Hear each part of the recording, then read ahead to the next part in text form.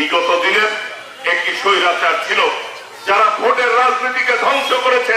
শত শহীদের রক্তের বিনিময়ে আজকে এই ফ্যাসিবাদের পতন হয়েছে দেশ নায়ক তারেক রহমানের নেতৃত্বে।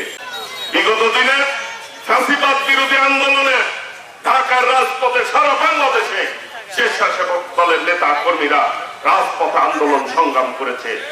এ পর্যন্ত বিগত ফ্যাসিবাদ বিরোধী আন্দোলনে প্রায় 26 জন নেতা কর্মী তাদের শহীদ হয়েছে আন্দোলন করতে গিয়ে।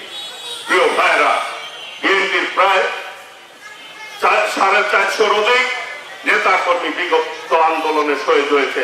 ছাত্র দল, যুব দল, শ্রমিক দল, কৃষক দল, বিএনপির নেতা কর্মীরা শহীদ হয়েছেন। প্রিয় ভাইরা, শত শহীদের রক্তের বিনিময়ে আজকে এই ফ্যাসিবাদের পতন হয়েছে দেশ নায়ক তারেক রহমানের নেতৃত্বে। প্রিয় ভাইরা, বিগত দিনের একটি স্বৈরাচার ছিল যারা ভোটের রাজনীতিকে ধ্বংস করেছে। বসুন্ধরা টিস্যু, অসত্যতার বিরুদ্ধে এক বিন্দুও ছাড় নয়।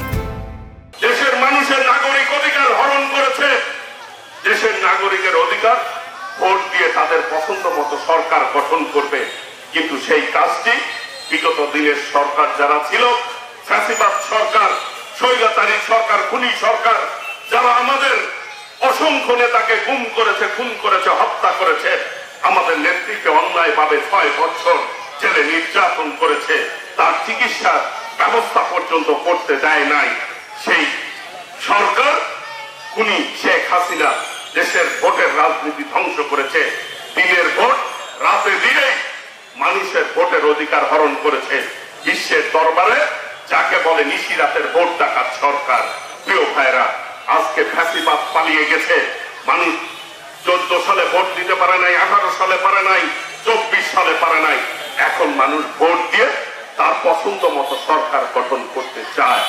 কিন্তু এই ইতিমধ্যেই মাননীয় প্রধান উপদেষ্টা একটি নির্বাচনের তারিখ ঘোষণা করেছে।